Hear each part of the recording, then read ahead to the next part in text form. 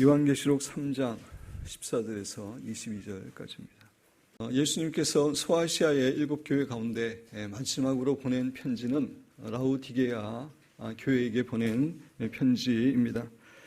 라오디게아 교회는 사대교회와 마찬가지로 예수님께로부터 칭찬은 전혀 듣지 못하고 책망과 권면의 말씀을 받았던 바람직하지 못한 그런 교회였습니다. 라오디게아라는 도시는 현재 터키의 파무칼레라는 도시의 외곽에 위치하고 있었는데 아주 높은 산 위에 지어진 도시였습니다. 그 당시 라오디게아 도시는 세 가지를 아주 자랑스럽게 생각하고 있었습니다. 첫째로 라오디게아는 소아시아 지역의 상업과 무역의 중심지였고 아주 부자인 도시였습니다. 이 도시 주변에 황금 광산들이 있어서 부자들도 많았고 그 결과 금융업도 발달했고 또 많은 은행들이 있었습니다. AD 61년경에 소아시아 반도에 큰 지진이 일어서 그 많은 도시들이 피해를 입어서 로마 제국의 중앙정부로부터 지원을 받아야만 했습니다. 그런데 라오디게아만은 로마 정부의 지원을 거부했을 정도로 그렇게 재정적으로 부유했던 도시였습니다. 그래서 이들은 부자라고 하는 강한 자부심을 갖고 있었습니다. 둘째로 라오디게아는 직물과 의류 산업이 발달했습니다. 특별히 이곳에서 나는 검은색 양모 코트는 요사의 값비싼 밍크 코트처럼 그 당시 많은 그 여인들이 입기를 선망했던 그러한 코트였다고 합니다. 그래서 라오디게아 사람들은 자신들의 양모로 만든 옷과 패션에 대해서 상당한 자부심을 갖고 있었던 그런 사람들이었습니다. 셋째로 이곳에는 안약으로 유명했던 의과 대학 병원이 있었습니다. 이 병원에서 만드는 안약은 효과가 아주 좋아서 사람들의 그 눈의 질병이 금방 치유되었고 맑아졌다고 합니다. 그래서 라오디게아 지역에는 눈이나 시력이 나쁜 사람이 별로 없었고 또 다른 지역에 비해서 상대적으로 이렇게 눈이 먼 소경도 적었다고 합니다. 그래서 이들은 좋은 안약과 좋은 눈에 대해서도 자부심을 갖고 살았습니다.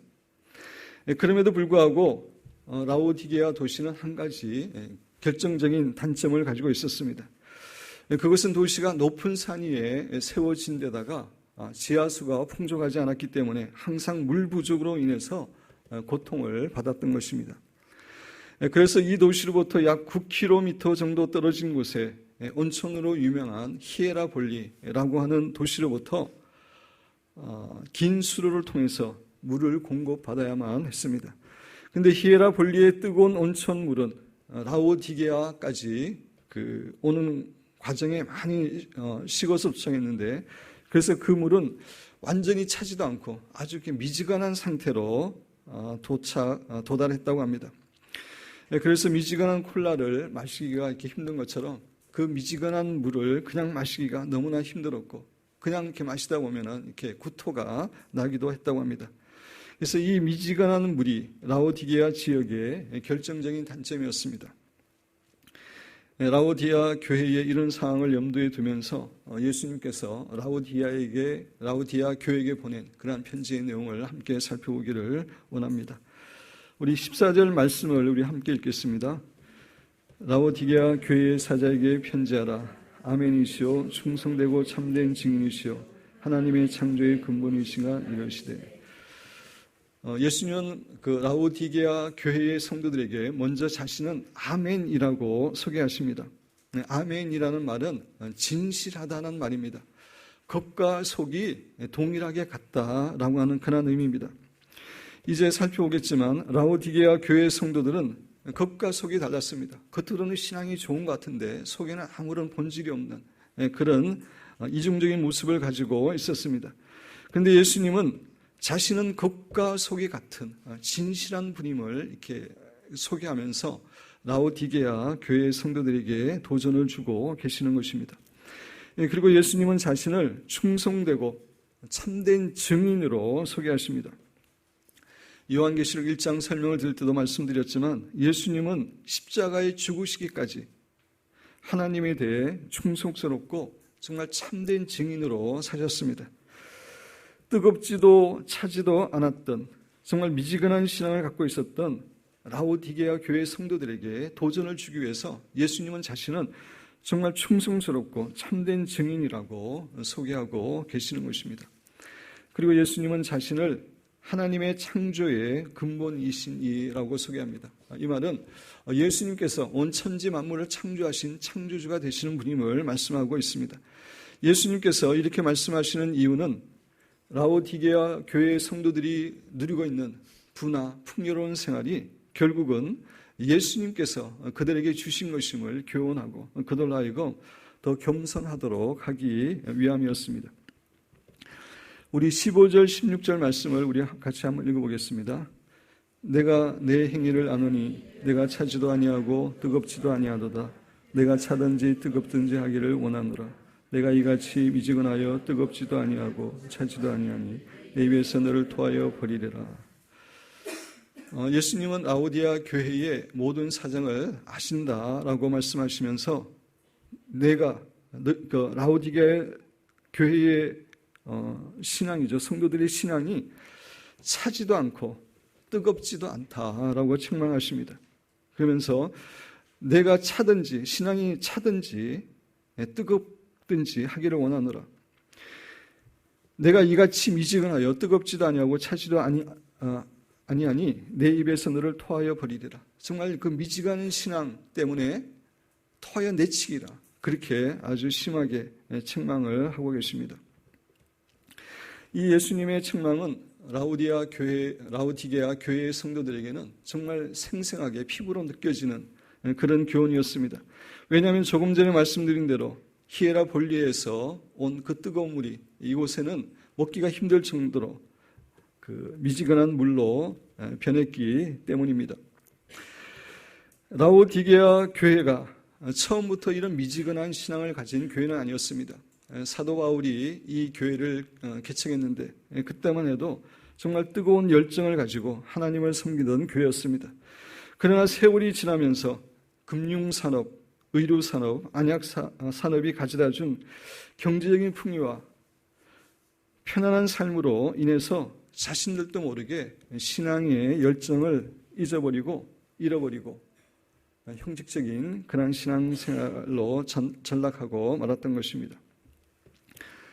그렇습니다. 많은 사람들이 참으로 어렵고 힘들 때는 간절히 하나님께 부르짖고 하나님께 메어 달리는데 그래서 하나님께서 기도를 응답하셔서 경제적으로 좀 여유가 생기면은 너무나 많은 사람들이 신앙의 열정을 잃어버리는 경우가 많습니다.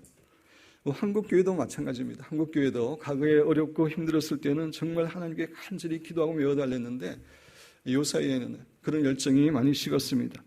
라오디게아 교회도 마찬가지였습니다. 그 결과 이들은 뜨겁게 기도하지도 않았고 열정적으로 교회에 봉사하지도 않았고 또 바깥에 나가서 열정적으로 전도하지도 않는 나태한 상태에 있었습니다.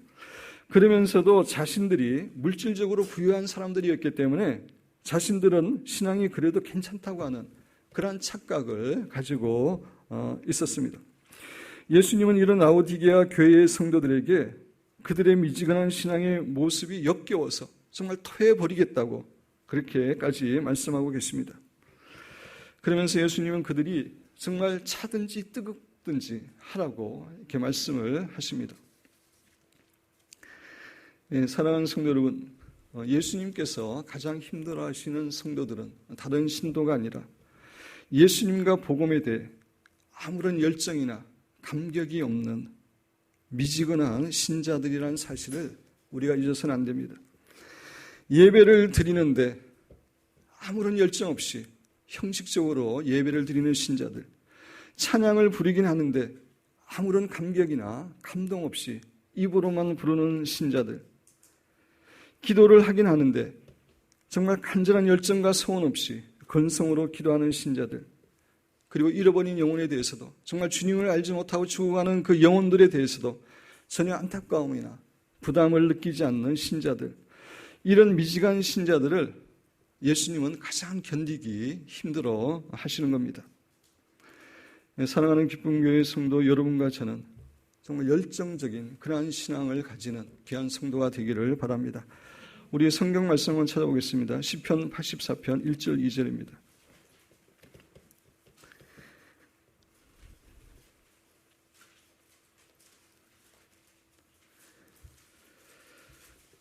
시편 84편 1절 2절 제가 읽으면서 설명드립니다. 만군의 여호와여, 주의 장막이 어찌 그리 사랑스러운지요. 주의 장막은 주의 성막을 의미합니다. 주의 성막이 아름답다고 고백하는 것이 아니라 주의 성막에 계신 하나님이 아름답다고 고백하는 것입니다. 이 시편 기자는 내 영혼이 여호와의 궁정을, 여호와의 궁정도 성막을 의미하는데 성막 자체보다는 성막에 계신 하나님을 사모하는 겁니다. 내 영혼이 여호와의 궁정을, 하나님을 사모하여 생각하며, 정말 얼마나 사모하기에 몸이 생각할 정도로 그렇게 사모했습니다. 내 마음과 육체가 살아계신 하나님께 부르짖나이다. 하나님을 사모하고 사모했을 뿐만 아니라 부르짖어 하나님을 찾는 그러한 열정을 갖고 있음을 고백하고 있습니다. 하나님에 대한 이런 열정을 가지고 예배를 드리고 기도하고 봉사와 전도도 하는 신앙생활이 정상적인 신앙생활입니다. 아가서의 술람미 여인처럼 밤에 자면서도 예수님을 사모하고 갈망하고 정말 예수님에 대한 상사병에 걸려서 자나깨나 예수님을 사모하는 그것이 정상적인 신앙생활입니다. 사랑하는 여러분과 저에게 그동안 뜨겁지도 않고 차지도 않는 미지근한 신앙생활을 한 것이 있다면 이것에 대해서 철저하게 회개하는 가운데 술람미 여인처럼 정말 예수님에 대해서 상사병에 걸린 채로 그렇게 주님을 사모하고 갈망하는 열정이 있는 귀한 성도들이 되시기를 주님의 이름으로 축원드립니다. 우리 17절 함께 읽겠습니다. 내가 말하기를 나는 부자라 부유하여 부정한 것이 없다 하나 내 공고한 것과 가련하는 것과 가난한 것과 눈먼 것과 벌거벗은 것을 알지 못하는도다. 예수님은 라오디게아 교회의 성도들이 자신들이 영적으로 참으로 비참하고 가난한 상태에 있음을 알기를 원하셔서 그렇게 책망하고 계십니다. 조금 전에 말씀드린 대로 라오디게아는 금융의 중심지였고 그들은 많은 금과 불을 가지고 있었고 또 최고 품질의 양목 코트를 입고 있었기 때문에 자의 신의 부유함과 아름다운 패션에 대해서 정말 자부심을 갖고 있었던 사람들입니다. 이들은 물질적인 부요는 자신들이 영적으로도 부유한 자들이었기 때문에 그렇게 주어진 것으로 착각을 했습니다. 그들은 물질적인 부와 영적인 부를 구분하지 못하고 물질적인 부가 자신들의 영적인 부 때문에 온 것이라고 그렇게 오를 했습니다. 그러한 그들을 향해서 예수님은 너희들은 영적으로 너무나 비참하고 가련하고 가난하고 눈멀고 벌거벗은 상태에 있음을 알아야 된다고 정말 통렬하게 그들을 책망하고 계시는 것입니다. 사랑하는 성도 여러분, 예수님께서 인정하시는 부자는 영적인 부자입니다. 소아시아의 7교회에게 보내신 편지 내용을 통해서 예수님은 반복해서 그것을 우리에게 교훈해 주고 있습니다.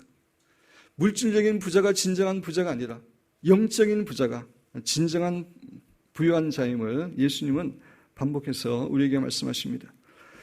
우리 기쁨교회 성도 여러분들은 영적으로 다 부유한 성도가 되어서 정말 예수님이 기뻐하시고 네가 참으로 부유한 자라고 칭찬하시는 귀한 성도들이 되시기를 주님의 이름으로 축원드립니다. 18절 함께 읽겠습니다. 내가 너를 권하노니 내게서 불로 연단한 금을 사서 부유하게 하고 흰옷을 사서 입어 벌거벗은 수지를 보이지 않게 하고 안약을 사서 눈에 보게 하라. 그래서 예수님께서 정말 미지근한 신앙 상태에 있던 그들을 위해서 권합니다. 그들에게 어떻게 그것을 벗어날 수 있는지 말씀을 해주십니다. 내게서 주님에게서 불로 연단한 금을 사서 부유하게 하라. 불로 연단한 금을 사서 진정한 부유한 자가 되라라고 말씀하십니다. 여기서 말하는 금은 믿음을 상징합니다. 베드로 사도는 베드로전서 1장 7절 상반절에서 이렇게 이야기합니다. 너희 믿음의 확실함은 불로 연단하여도 없어질 금보다 더 귀하여. 금이라고 하는 것은 우리의 믿음을 상징하는데, 불로 연단한 금이라고 하는 것은 여러 가지 시련을 통해서 정말 불순물이 제거된 아주 순결하고 정결한 그러한 믿음을 의미합니다. 그렇습니다. 하나님 보시기에 진정으로 부유한 자는 많은 재물을 갖고 있는 사람이 아니라 어떤 상황 가운데서도 전적으로 하나님을 신뢰하고 의뢰하는 그러한 정금 같은 믿음을 가진 사람임을 예수님은 우리에게 교훈해 주시는 것입니다. 금을 사라고 했는데, 사라고 하는 얘기는 돈 주고 사라는 의미가 아니라 그것을 위해서 결단하고 대가를 치르라 라고 하는 그런 말씀입니다.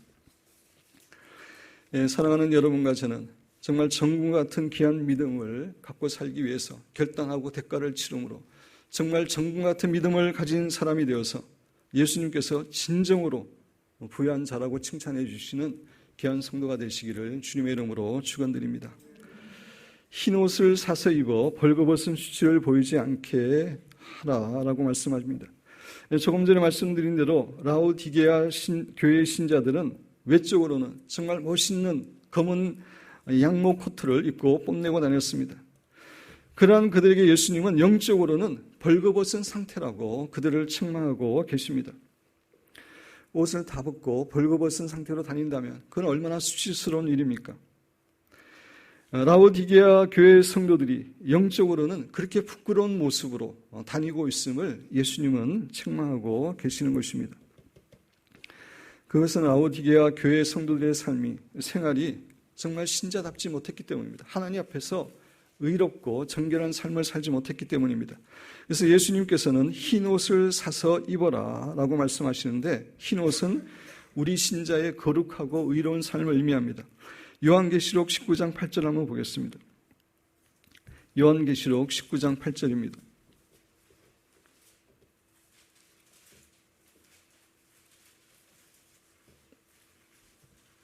우리 같이 읽겠습니다. 요한계시록 19장 8절. 그에게 빛나고 깨끗한 세마포 옷을 입도록 하라 하셨으니 이 세마포 옷은 성도들의 옳은 행실이로다 하더라. 흰 옷을 입어서 사서 입으라고 예수님 말씀하시는데, 흰 옷은 하나님 앞에서 정결하고 거룩한 삶을 살아가는 것을 의미합니다. 성도 여러분, 외모나 옷이 아름다운 사람이 아름다운 사람이 아니라 정말 하나님 아버지 앞에서 거룩하고 정결한 삶을 사는 사람이 아름다운 성도임을 기억하시고, 우리 기쁜 교회 성도 여러분들은 정말 영적으로 아름다운 귀한 성도들이 되시기를 주님의 이름으로 축원드립니다. 안약을 사서 눈에 발라 보게 하라라고 말씀합니다. 조금 전에 말씀드린 대로 라오디게아 그 지역은 안약으로 유명한 곳이었습니다. 그들은 육신적으로 그래서 매우 좋은 눈과 시력을 갖고 있었습니다. 그렇지만 그들의 영적인 눈은 완전히 감겨진 채 소경처럼 살고 있었습니다. 그래서 예수님은 그들에게 안약을 사서 영적인 눈을 뜰고 살아라고 책망하고 계시는 것입니다. 우리가 이 세상만 바라보고 이 세상의 모든 것을 투자하는, 이 세상에만 모든 것을 투자하는 삶을 살아가는 것은 영적인 소경의 삶을 살아가는 것입니다. 육신적인 눈만 가지고 살아가는 것은 영적인 소경의 삶입니다. 우리의 영적인 눈이 열려서 영원한 하나님과 하늘나라와 영적인 세계와 보이지 않는 하나님의 역사를 보고 살아가는 것, 그것이 영적인 눈을 뜨고 살아가는 것입니다. 예수님은 그것을 위해서 안약을 사라고 이야기하는데, 여기서 안약은 성령님을 상징합니다. 성령님께서는 우리의 영적인 눈을 뜨게 하셔서 정말 영원하신 하나님, 영원한 하늘나라, 영적인 세계, 보이지 않는 하나님의 역사를 보게 하는 가운데 정말 우리로 하여금 지혜롭게 살도록 해주시는 분입니다. 사랑하는 성도 여러분과 저는 늘 성령님과 동행하고 또 성령님께 순종함으로 성령님께서 우리의 영적인 눈을 열어주셔서 우리가 이 땅에 살아가지만 이 땅만 바라보는 것이 아니라 영원한 하나님과 천국과 영적인 세계와 하나님의 눈에 보이지 않는 역사를 보는 가운데 지혜롭게 살아가는 귀한 성도들이 되시기를 주님의 이름으로 축원드립니다. 우리 19절 같이 읽겠습니다. 물은 내가 사랑하는 자를 책망하여 징계하노니 그러므로 내가 열심을 내라 회개하라. 예수님께서는 사랑하는 자를 책망하여 징계한다라고 이야기하십니다. 이 말씀은 성경에 반복해서 나오는 말씀입니다. 성경은 반복해서 하나님이 사랑하는 자에게 징계를 내리신다라고 말씀을 하십니다. 따라서 우리에게 징계가 있다면, 다시 말씀드려서 우리가 죄 가운데 있고 잘못하고 있는데 하나님의 심판과 벌이 있다면 아직 우리는 소망이 있는 것입니다. 하나님께서 우리를 아주 버리신 것이 아니기 때문에 그렇습니다. 그러나 우리가 징계를 받으면서도 계속 죄 가운데 거하게 되면, 회개하지 않고 계속해서 하나님께 불순종하게 되면 하나님께서는 징계조차 하지 않으시고 사실 내버려 두십니다. 그것을 신학적인 용어로는 유기라고 합니다. 이 유기가 가장 무서운 하나님의 심판입니다. 우리 로마서 1장을 한번 찾아보겠습니다. 로마서 1장 24절부터 보시기 바랍니다.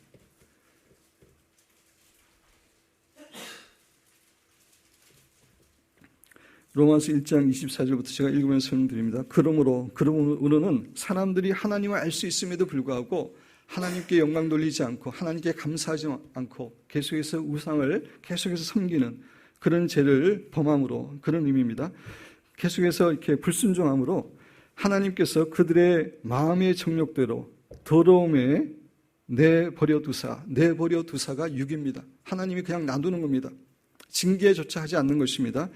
그들의 몸을 서로 욕되게 하게 하셨으니, 이 때문에 하나님께서 그들을 부끄러운 욕심에 내버려 두셨으니, 이것도 육입니다. 그냥 놔두는 겁니다. 곧 그들의 여자들도 순리대로 쓸 것을 바꾸어 역리로 쓰며 여자들이 동성연애를 하는 것을 의미합니다.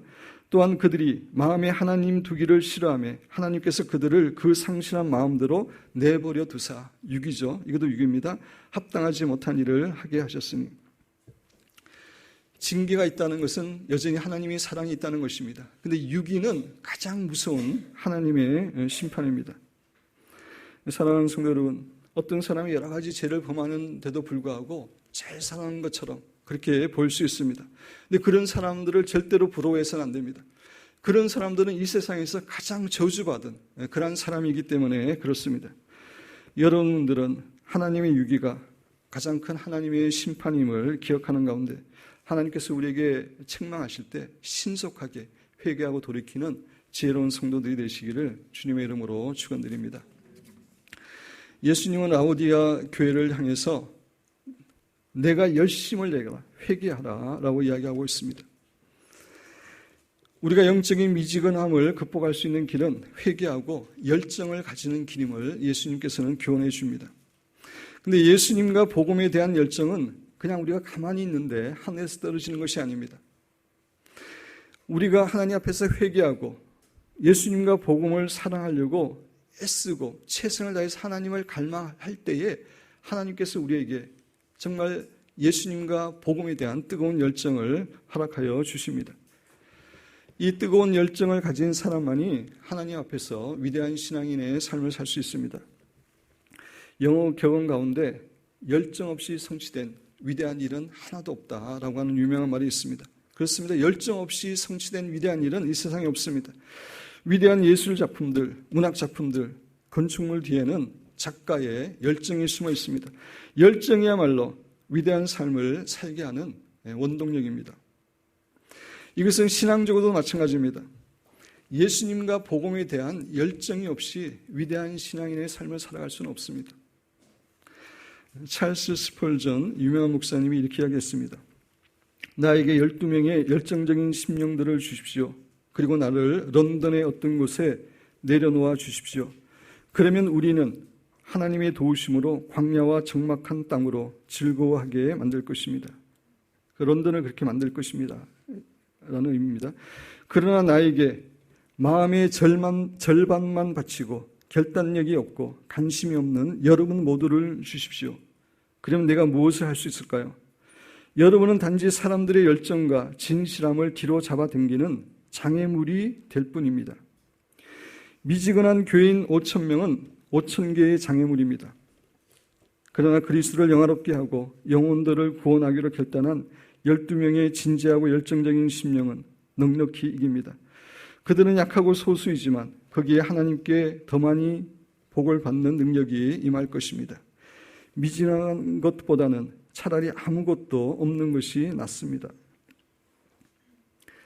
미지간 성도들은 장애물이고 미지간은 신앙을 할 바에야 하지 않는 게 낫다고 이야기하면서 정말 열정적인 신앙을 가진 사람만이 하나님께 쓰임받을 수 있음을 슬픈전을 이야기하고 있습니다.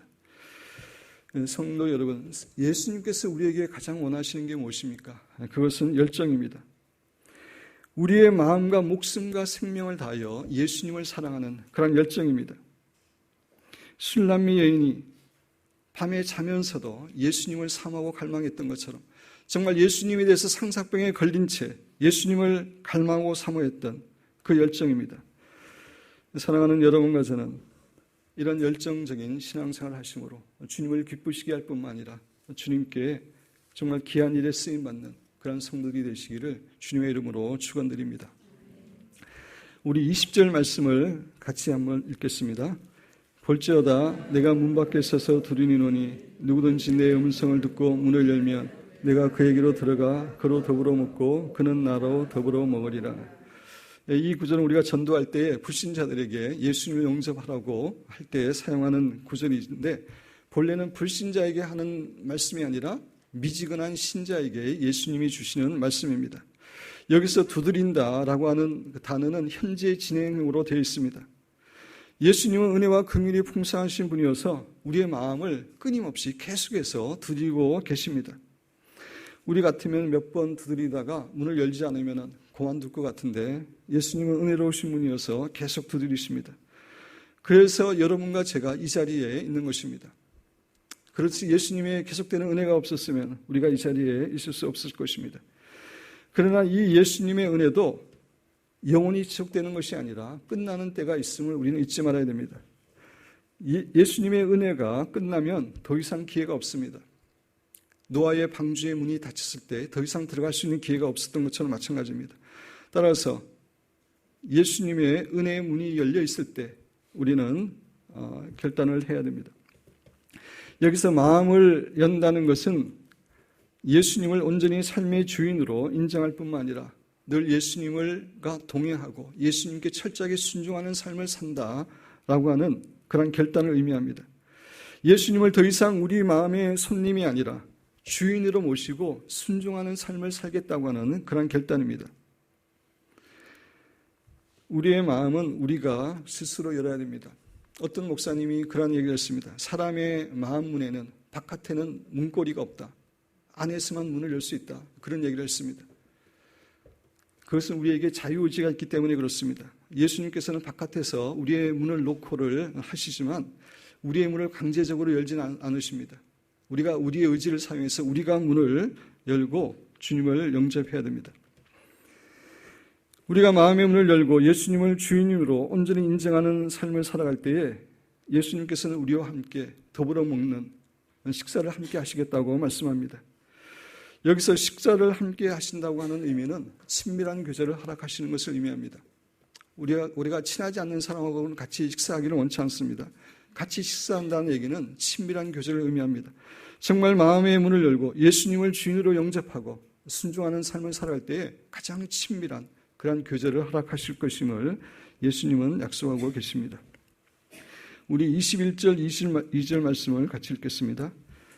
이기는 그에게는 내가 내 보좌에 함께 앉아 있게 하여 주기를 내가 이기고 아버지의 보좌에 함께 앉은 것 같이 아니라 귀 있는 자는 성령이 교회들에게 하시는 말씀입니다. 여기서 이긴다는 의미는 부도덕적인 행위나 우상숭배에서 돌아서는 것이 아니라 미지근한 신앙 상태에서 돌아서는 것을 의미합니다. 미지근한 신앙 상태에서 열정적인 신앙을 가지는 상태로 바뀌는 것을 의미합니다. 그렇게 할 때에 예수님은 상급을 주시겠다고 우리에게 말씀하십니다. 어떤 상급입니까? 이기는 그에게는, 뜨거운 열정을 가지고 신앙생활하는 그에게는 내가 내 보좌에 함께 앉게 하여 주기를, 내가 이기고 아버지 보좌에 함께 앉은 것과 같이 하리라. 예수님이 이 땅에서 열정적으로 주님을 섬기고 하나님 우편에 앉아 계시는 것처럼 정말 열정적인 신앙을 가지고 승리한 사람을 예수님 우편에 앉아 계시고 이 세상을 통치하게 하는 놀라운 특권을 주실 것임을 약속하고 계시는 겁니다. 사랑하는 성도 여러분, 예수님께서 우리를 책망하시는 것은 우리를 미워하거나 벌 주시기 위함이 아닙니다. 우리로 하여금 회개하고 돌이켜서 정말 주님이 예비한 풍성한 모든 축복을 누리도록 하기 위함입니다. 사랑하는 여러분과 저는 라오디게아 교회에게 주시는 이 말씀을 통해서 우리의 미지근한 부분을 회개하고 돌이킴으로 정말 예수님께서 예비한 모든 은혜와 축복을 풍성하게 누리시게 되는 귀한 성도들이 되시기를 주님의 이름으로 축원드립니다.